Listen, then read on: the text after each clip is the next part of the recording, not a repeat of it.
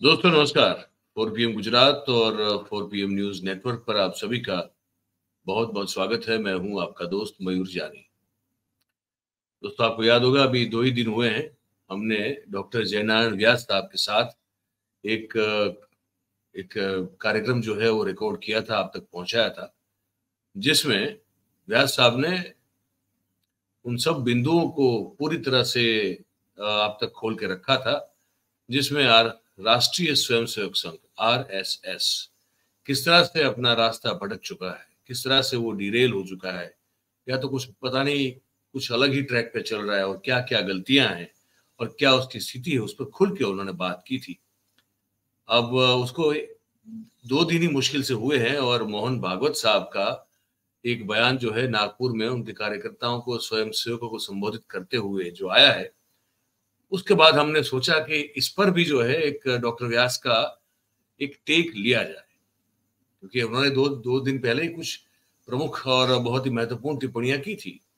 तो ये जो बयान आया है मोहन भागवत साहब का, जिसमें मणिपुर का भी ज़िक्र है और मोदी साहब के चुनाव के दौरान जो नीति रीति और कार्यशैली और भाषण रहे, उस पर भी उन्होंने जो है वो आपत्ति बिल्कुल जताई है।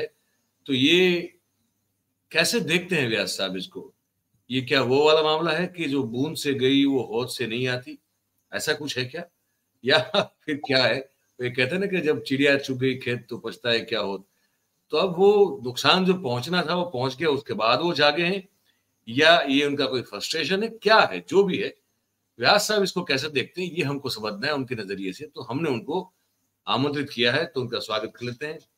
व्यास जी बहुत-बहुत स्वागत है आपका 4 पीएम गुजरात में और बस अब आप भूमिका आपने सुन ली है। आपने निवेदन भी सुने होंगे भागवत साहब के। आपने 2 दिन पहले कुछ बहुत एक जिसे कहते हैं डिटेल टिप्पणी की थी। कैसे देखते हैं भागवत साहब के इन बयानों को जो आज उन्होंने दिए? जो कल दिए थे एक्चुअली? जी। देखिए, कुछ पूर्व भूमिका मयूर जी मैं देना चाहूँगा।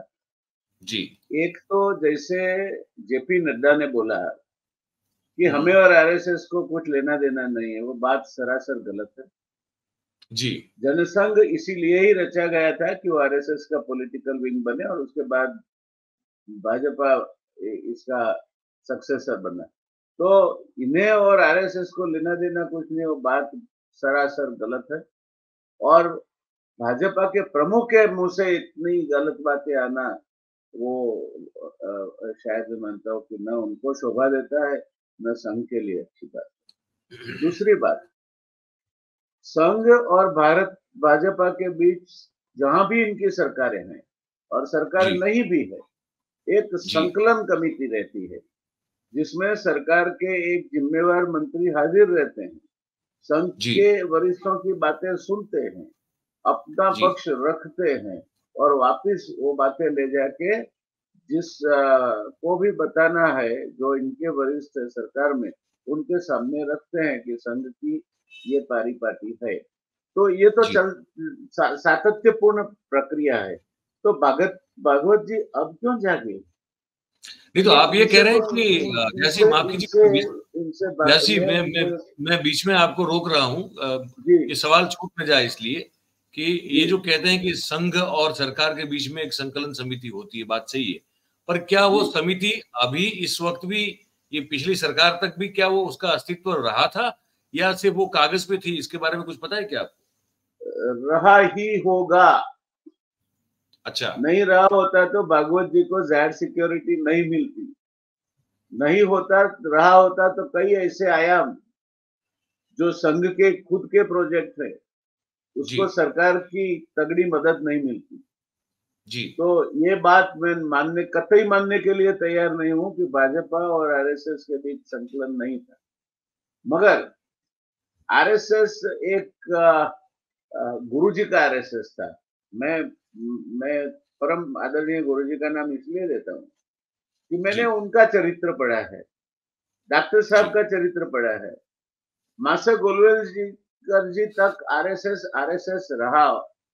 उसके बाद इसका जो डिग्रेडेशन हुआ है, पतन हुआ है, वो जी। सत्ता के साथ रहना चाहता है। तो अब शायद उनको बोला गया होगा कि आप ऐसा स्टेटमेंट करो ताकि हम भी पत्ता झाड़ ले कि इसमें आरएसएस का तो कोई हाथ ही नहीं था, ये तो हमारे निर्णय थे और सरकार के निर्णय थे।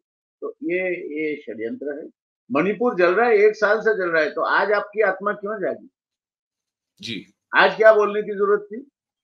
जब बोलना था आपको, तो बोलना था आपको। आपके ही प्रधानमंत्री थे, उनके पास पूर्णतः बहुमत थे। जी। आपके एक वरिष्ठ पदाधिकारी भाजपा में थे और वो नॉर्थ ईस्ट में उस समय काम कर रहे थे। फिर कुछ कांड जी। हुआ, वो चले गए।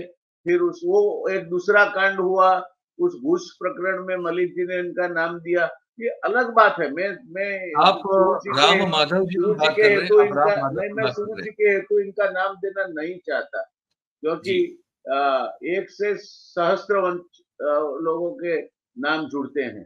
तो जी। आपकी प्रेजेंस थी वहां, आपके अधिकारी वहां थे। किसको कहते हैं भागवत जी अब के मणिपुर जल रहा है? तो आप क्या अखबार पढ़ना आपने छोड़ दिया था?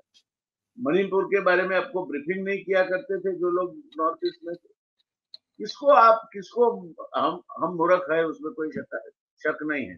भागवत जी, हम नमस्कार करके आपको चरण स्पर्श करते, चरण स्पर्श करके आपको वंदन करके कहते हैं कि हम मूर्ख है। मगर आप समझते हो इतनी जनता मूर्ख नहीं है, नहीं रही है। ये दोगला चरित्र किस लिए? और ये अब किसको कहते हो कि ये एक दूसरे के साथ, जब गालियां से गालियां बकी जा रही थी, जब खराब से खराब आक्षेप किए जा रहे थे, तो आप अपने लोगों के मुंह पे लगाम नहीं डाल सकते थे? आपके ही स्वयंसेवक थे कई लोग, और प्रधानमंत्री भी आपके स्वयंसेवक है।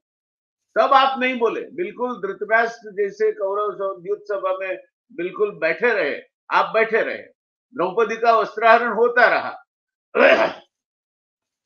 आपकी कुलवधु की आबरू लुटती रही, साथ में संत की भी लुटती रही। अब आपको ये ज्ञान आया है, तो आप अपने अंतरात्मा की आवाज लेके प्रकट हो गए। क्या किसको बता रहे हैं सब? आप कह सकते थे, कई दशहरा पे आपको मौका मिला राष्ट्र को संबोधन करने का। दशहरा की सभा तो आपके लिए खास होती है। क्या करते थे आप उस समय? क्यों मणिपुर आपके लिस्ट में नहीं था? क्यों और बातें कि विपक्ष होना चाहिए, ये पक्ष होना चाहिए, सिक्के की दो बाजू है। ये आपके ही पाले हुए पुत्र, आपके ही पुत्र, आपके औरस पुत्र है। मैं अनौरस अभी तक नहीं कहता, जो जेपी नड्डा ने तो बोल दिया है। तो मैंने किसी ने बोला कि जेपी नड्डा ने बोला है कि हमें संघ से कोई लेना देना नहीं है। मैंने बोला जी। जेपी नड्डा के अज्ञान को माफ किया जाए। हम सब चीज बदल सकते हैं, बाप नहीं बदल सकते। जी। उन्होंने बाप बदलने की चेष्टा की है। तो ये जो चीजें हैं, वो चीजें भागवत जी के दिमाग में आज क्यों आई? अच्छी बात है, आई, देर से आई दुरुस्त है। मगर मकान जब जल के खाक हो जाए, तब दमकल ढूं ढूं ढूं ढूं ढूं ढूं करता है। तो ये दमकल कहाँ था इतने तक समय तक? रेड सिक्योरिटी में खो गए थे। आपके साथ, आपके सामने जो व्यवस्थाएं थी, वो व्यवस्थाओं में आपको रास आ गया था। इतने साल में आपको एक बार भी ये नहीं सूझा कि विपक्ष दुश्मन नहीं है, और आपके प्रधानमंत्री गाली बकते रहे। आपको ये कहना, इनको इनको सलाह देना, इनको और वो मानते हैं आपको। आप सर्वोच्च माने जाते हैं। संघ की बात जो है, वो हमेशा सर्वोच्च मानी जाती है। तो आप अब तक क्यों नहीं बोले? मेरा सीधा प्रश्न भागवत जी आपसे है, और आप पब्लिकली जवाब दे कि आप अब तक शांत क्यों थे? आप शांत रहे तो ये द्रौपदी का वस्त्राहरण हुआ। आप शांत रहे तो लोकशाही प्रणालियों का बद्दे से बद्दा भंग होता हुआ हमने पार्लियामेंट में देखा। आप शांत रहे तो हमने गाली गलौज होता हुआ और इस तरह की भाषा आपके जो स्वयंसेवक रह चुके और अब आज देश के सर्वोच्च पदाधिकारी है, उनके मुंह में आती हुई देखी। आप कर क्या रहे थे आज तक? अभी जाके आपको ये ज्ञान आया? सर जी, दया तो करो। आप मानते हो उतने मूर्ख नहीं हम, मूर्ख है। हम भी देश की सामान्य प्रजा का एक भाग है, सामान्य बुद्धि वाला इंसान है। मगर आप अब तक क्यों मौन थे? दिस इज, अंग्रेजी में कहावत है कि bolting the stable when horse has run away. क्या आप नरेंद्र मोदी सरकार से पीछा छुड़ाना चाहते हैं क्योंकि वो ज्यादा टिकेगी नहीं? और टिकेगी तो फिर नीतीश और इनकी उसमें काफी उनको वो करनी पड़ेगी, कदमबोसी। तो आप क्या प्रियम्प्ट कर रहे हैं जो आने वाला समय उसकी? आप इस सरकार में से श्रद्धा गंवा चुके हैं और इसीलिए दुष्यंत और शकुंतला का केस में फिर से कहता हूं आपको कि मजाक की तो हमारी, जेड सिक्योरिटी मिली तो अच्छी बात है, हमें अनुदान मिले अच्छी बात है, अच्छी अच्छी जगह पे प्लॉट मिले अच्छी बात है, भविष्य भव्य मकान बने हमारी भगिनी संस्थाओं के, अच्छी बात है। मैं भी खुश हूं, मैं भी हिंदू हूं। और भागवत जी, आपको शायद विश्वास हो या ना हो, मैं जनेऊ भी पहनता हूं। मुझे गर्व है कि मैं ब्राह्मण हूं, क्योंकि ब्राह्मण किसी का बुरा नहीं सोचता। तो किसको आप रिप्रेजेंट करते हैं? कौन से हिंदुओं को रिप्रेजेंट करते हैं आप? तो मयूर भाई, ये बात जो भगवत जी आज कह रहे हैं, वो सिर्फ और सिर्फ मगर के आंसू है। जब सत्ता पे होते हैं तब हमारे हैं, सत्ता पे नहीं होते तब बोलते हैं हम आरएसएस कोई राजकीय संगठन नहीं है, हम तो हिंदूवादी संगठन है। हिंदू है, कोई कांग्रेस का कोई मुख्यमंत्री हमारा स्वयं से बन गया, कैसे बना पता नहीं, मगर बन गया, तो वो हमारे लिए वही हिंदू है। और भाजपा वाला भी हिंदू है। क्या लोगों को आप क्या क्या बात कर रहे हो? कौन मानेगा ये आज के जमाने में, जब communication tools are so powerful? हर रोज लोग आपको देखते हैं, आपके दशहरा के भाषण सुनते हैं, आपके और भी कई जगह के पे आप कोई पुस्तक विमोचन करते हो, उसके भी भाषण सुनते हैं। आपका विचरण कहाँ होता है, कैसे होता है, उससे वाकिफ रहते हैं। आप नागपुर में प्रधानमंत्री को नहीं मिलते हैं, वो भी लोगों के ख्याल में मिले भी हो शायद, पता नहीं, क्योंकि गुप्तचर संस्था जैसा आपका काम है। तो आप क्यों ये कह रहे हो? अब ये कौन सी चीज है जो आपको आज ये या तो पश्चाताप हो रहा है आपको कि बहुत खराब हो गया संघ के होते हुए, और आपने हिंदू समाज की तो बात ही नहीं करनी चाहिए। आपने तो अपनी संस्था भारतीय जनता पार्टी के साथ मिलकर हिंदू समाज के टुकड़े किए हैं। सोशल इंजीनियरिंग गोविंदाचार्य ले आए थे, आपके ही वरिष्ठ स्वयंसेवक रहे। ये अन्य भाषा भाषी सेल, ओबीसी सेल, ये सेल, वो सेल, सेल मारते ही रहो। आपने कितने ये केक के हिंदू समाज की अखंड केक रहने दिए आपने? अगर रहने दी होती तो पाटीदार आंदोलन नहीं होता, अगर रहने दी होती तो क्षत्रियों को सड़क पे नहीं आना होता। हिंदुओं की अखंडितता की केक राजकीय हेतु खातर अगर किसी ने तोड़ी है, तो उस पाप के आप भी भागीदार हो भागवत जी। और फिर भी आप आरएसएस के मुखिया हो, इसलिए मैं आपको नमस्कार करता हूं। ये आपके मुंह पे अच्छा नहीं लगता, ये सब बातें छोड़ दो। कहना है तो दो टूक मोदी को बोल दो कि अब से, आज से मैं तुम्हारे मुंह पे कोई भी अभद्र भाषा सुनना नहीं चाहता। मैं पार्लियामेंट में आप जिस तरह से बिहेव करते हो, उस तरह का बिहेवियर नहीं चाहता। मैं किसी भी तरह की पार्लियामेंट्री सिस्टम का दुरुपयोग नहीं चाहता। इलेक्शन कमीशन ने ठीक से व्यवहार नहीं किया। किसको कह रहे हो आप? आपके लक्षाधिक स्वयंसेवक है, आप रोक सकते थे। आपने आंदोलन किए हैं, आंदोलन में जुड़े भी हैं। अब ये अरण्य रुदन किसके लिए है?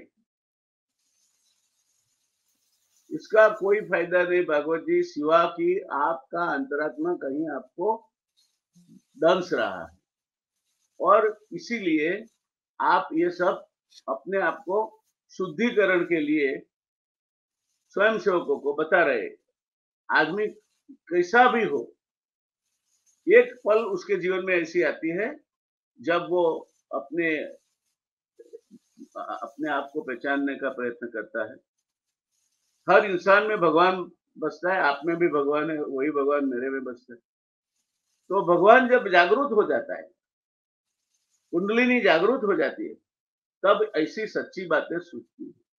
तो भागवत जी, मैं आपको नमस्कार करके कहता हूं कि आपको धन्यवाद करता हूं कि आपने बातें कही, और किसी ने कही होती तो बोलते हैं कांग्रेस वालों ने बुलाए। मैं अभी भी चाहूंगा कि हमारे जो भाजपा के जो दोस्त हैं, वो कल उठ के पब्लिक स्टेटमेंट ना करके भागवत जी को कांग्रेस वालों ने वो मैनेज कर लिया। हो सकता है, ये आप इसके लिए तैयार रहना। अब ये क्षमताएं जेपी नड्डा जैसे लोगों में आ चुकी है, जो बाप को भी नकारते हैं, बोले हम नहीं, हमारा उससे कोई लेना देना नहीं। दुष्यंत शकुंतला संबंध सही है, बच्चा हुए तो मेरा नहीं है। क्या है भागवत जी, ऐसा क्यों करते हैं? हम तो आपकी, और मैं किसी भी पॉलिटिकल पार्टी में रहूं, राष्ट्रीय स्वयंसेवक संघ के पास से मेरी अपेक्षा है एक आदर्श व्यवस्थापक की, जो सबको साथ रख के चले। और सही हिंदू धर्म क्या है? आनो भद्रा क्रतोयंतो विश्वतः, हर दिशा में से मेरे मन में अच्छे विचार आए, यही तो हिंदू धर्म है। ये वेद की ऋचा है, कोई एरे गेरे नथु गिरे ने नहीं की। और जब शंकराचार्य जी, जो मेरे, आप मुझे मालूम नहीं आप सनातन धर्म में मानते हैं नहीं मानते, मैं सनातन मुझे पूछ रहे हैं नहीं, मैं भाई आप तो सर्वधर्म में मानते सनातनी है आप, मैं सनातनी हूं।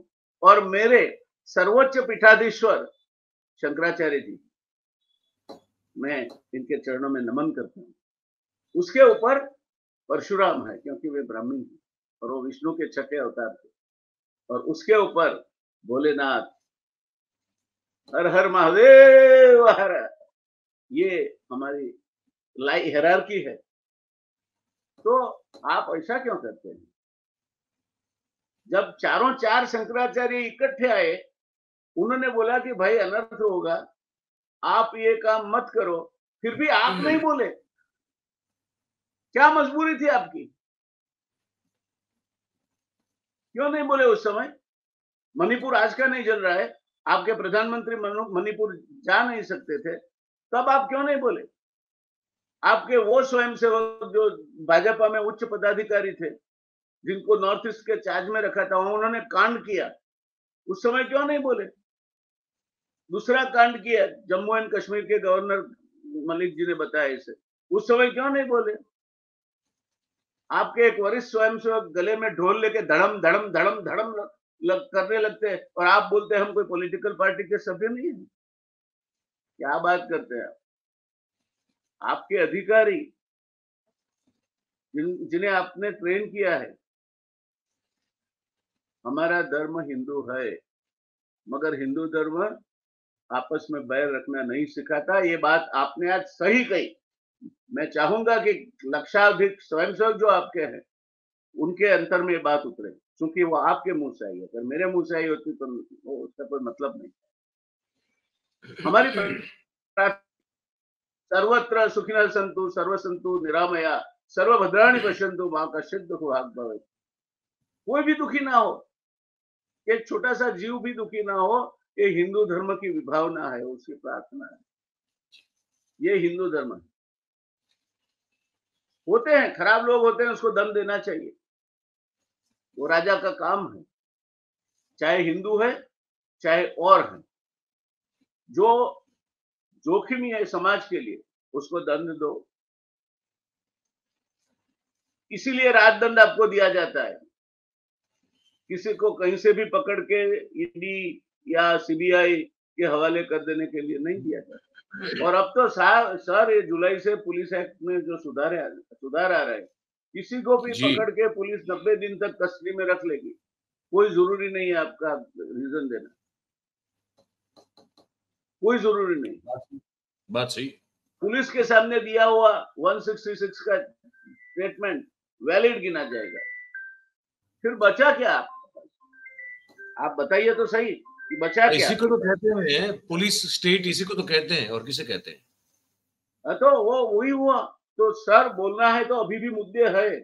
ये पुलिस एक्ट जो आ रहा है, सुधार आ रहा है, उसमें वो आपके प्रधानमंत्री जी को कहिए कि अब जो शासन ने तय किया था वो शासन बदला है, कम से कम इसको पुनः विचारणा के लिए स्थगित करें। बिल्कुल सर, हम हिंदू हैं और हिंदू रहेंगे। हम तो गंगा की संस्कृति के वारस है। सिद्धपुर जब रुद्र महालय का वो विधि प्राण प्रतिष्ठा विधि था, हमारे पुरखों को बुलाया गया था, क्योंकि वो विद्वान थे। इसीलिए हम उत्तर से आए उदीच्य कहलाते हैं, 1000 की टोली में सहस्त्र कहलाते हैं। और सच्चा ब्राह्मण नात जात किसी में नहीं मानता। वेद के समय में कोई जाति नहीं थी, वेद के समय में कोई मूर्ति पूजा नहीं थी, वेद के समय में यज्ञ होते थे और यज्ञ ऋषि कराते थे। यज्ञ करने वाला यजमान कोई भी हो सकता है। और चूंकि द्रुपद का देह अच्छा नहीं था, तो गंगा किनारा पूरा घूमे, कोई ऋषियों ने उनको द्रोण को मारे ऐसा पुत्र दिलाने के लिए यज्ञ करने की हाँ नहीं की। एक याज और अपयाज, जब ये ब्रह्मत्व चलित हो जाता है पैसों के मोह में, जब ये नौबत आती है, तब रुष्टद्रुम्न तो पैदा होता है, मगर साथ में द्रौपदी अयोनि जाता भी पैदा होती है, जिसके कुंड की योनि से बाहर आते तुरंत ही याज मुनि ने भविष्यवाणी की थी कि द्रुपद क्षत्रियों के महासंहार का कारण तेरे वहां जन्म ले चुका है। ले लिया। ये ईश्वरी न्याय है सर। तो आप अब एक्टिव रहिए। ईश्वर की कृपा से आपकी तंदुरुस्ती अच्छी है, आप 100 साल से भी ज्यादा जिए, मेरी शुभकामनाएं आपको, प्रार्थना है ईश्वर को, मगर सही रास्ते पे चलिए। हम हिंदू है, हमारे भी आप मार्गदर्शक हो, मगर हिंदू धर्म नफरत नहीं सिखाता, आपस में बैर रखना। हिंदू है हम, वतन है हिंदोस्तां हमारा जी। हमें गर्व है, हम हिंदू, कोई भी पश्चाताप नहीं। और मैं तो सिद्धपुर से बड़ा हुआ हूँ। वो उदीच्य सहस्त्र ब्राह्मणों का वंशज हूँ, जो उत्तर से गंगा किनारे से आए थे, उनको ऋषिपुत्र, उनका ऋषिपुत्र हूँ। गौतम मेरा गोत्र है। तो सर आप ये बात में अभी आपको ये क्यों आज कहना पड़ा, मुझे ये नहीं समझ में आ रहा। क्या ये पाश्चाताप था? पाश्चाताप था तो एक आप बात कर वही लीजिए। मैं मतलब आखिर में व्यास जी वही समझना चाहता हूँ कि भागवत जी को अब जाके 10 साल के बाद, जबकि भारतीय जनता पार्टी को पूर्ण बहुमत नहीं मिला और 240 पर आकर अटक गई, और अब हो सकता है कि क्योंकि हमने वो फिर से जो है वो मुद्दे को सबसे पहले उठाया, और बाकी अब सब लोग भी उठा रहे हैं। सीटों में इस बार भी जो है चुनाव में धांधली हुई है, और हमने 143 सीट बोली थी, आज वही कहीं आंकड़ा जाके आ रहा है। उस सब पर जो है भी अब कहीं ना कहीं लीगल एक फाइट होने वाली है। तो क्या इस स्थिति में अब जाकर ही क्यों बोलना? ये तो आप आज से 5 साल पहले भी बोल सकते थे, आज से कोई मतलब 6 नहीं साल पहले रखता। बोल सकते थे, 1 साल पहले बोल सकते थे, अभी क्यों बोले? मयूर जी, इसका कोई मतलब नहीं है। 4 समर्थ लोग बैठे थे युद्ध सभा में, 4 में से एक भी बोला होता, गंगा पुत्र भीष्म, जिन्होंने इंद्र को हराया था, द्रोणाचार्य जो इनके गुरु थे, कृपाचार्य जो भी इनके गुरु थे, और परम आदरणीय धृतराष्ट्र जी जो इनके कौरवों के पिता थे, उनके बड़े चाचा थे। 4 में से एक ने भी बोला होता ना कि रुक जाओ, ये नहीं आगे बढ़ेगा, तो महाभारत नहीं हुआ होता। आपने युद्ध सभा चलने दी। भागवत जी, ये आक्षेप का इतिहास में कभी आपको सामना करना होगा। आप नहीं बोले जब बोलना चाहिए था। मणिपुर आज से नहीं जल रहा है सर। जो भाषा का इस्तेमाल कर रहा है आज से नहीं हो रहा है सर। लोकसभा में 2 पक्ष होने चाहिए, एक सिक्के के 2 पहलू है, आज से है क्या सर? ऑन द कॉन्ट्ररी, एक हमारे बहुत अच्छे पार्लियामेंट्रियन ने स्पीकर साहब को कहा था कि सर हम छोटी संख्या में है, इसीलिए जिसका कोई नहीं है हाउस में उसके आप स्पीकर हो। बिल्कुल। क्या वो स्पीकर का जो गरिमा थी सोमनाथ चटर्जी के बाद हम देख पाए? नहीं। स्पीकर भी एक प्यादा बनाया गया है, इसीलिए आज धमाचकड़ी चल रही है। बिल्कुल बिल्कुल। तो भागवत जी, आपको फिर से अगर कुछ मेरा आपको कतई, मैं आपको बहुत रिस्पेक्ट करता हूँ।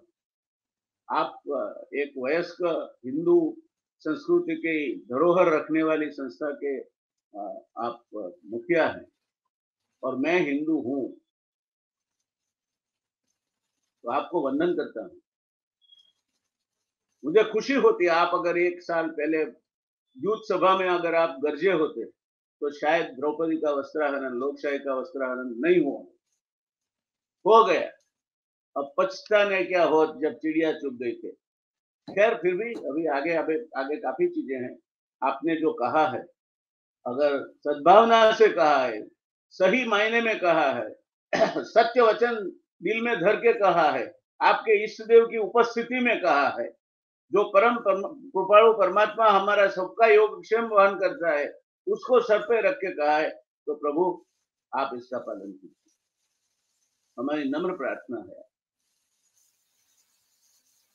और हमारे जैसे लोगों का मार्गदर्शन करते रहिए। बिल्कुल सही सर, धन्यवाद सर, बहुत बहुत धन्यवाद, बहुत बहुत धन्यवाद। आपने जो बात रखी बड़ी महत्वपूर्ण की, जो मुद्दे जो आपने मुद्दे उठाए इनके संभाषण के ऊपर आपने जो टिप्पणियां की, बहुत महत्वपूर्ण, बहुत ही वैलिड, और जो दर्शक इसको सुन रहे हैं, देख रहे हैं, उनके लिए भी एक विचार बीज आपने डाला है इस वक्तव्य को लेकर। संघ और संघ के सुप्रीमो की भूमिका कैसे समझी जाए इस पूरे 10 साल के पूरे कालखंड में। बहुत बहुत धन्यवाद सर, बहुत बहुत धन्यवाद। Thank you very much, thank you. तो सब देखिए भाई, ये बहुत ही महत्वपूर्ण मुद्दे, ऐसे बिंदु थे जो व्यास साहब ने उठाए और आपने सब सुना। मैं अब इस पर लंबी और कोई जो है, जब उपसंहार करूंगा तो लंबा नहीं करूंगा, मैं यही समाप्त करूंगा। लेकिन मुझे आपसे ये कहना है कि ये बातचीत और ये जो टिप्पणी आपने सुनी, वो आपको कैसी लगी, ये हमको जानना बहुत जरूरी होता है ना। वो कमेंट बॉक्स है आपके लिए, वो लिख के आप अपनी कमेंट भेजिए, आपकी राय, आपका प्रतिक्रिया, आपकी और आपका प्रतिभाव जो है उनको लिख के भेजिए। और बात अगर आपको हमारी पसंद आई हो तो फिर इस वीडियो को आप लाइक जरूर करें। इस वीडियो की जो लिंक है उसको आप हो सके उतना शेयर करें, और हमारा जो चैनल है ना, 4PM गुजरात, आप उसे सब्सक्राइब करें और अपने आसपास के लोगों से जरूर से करवाएं।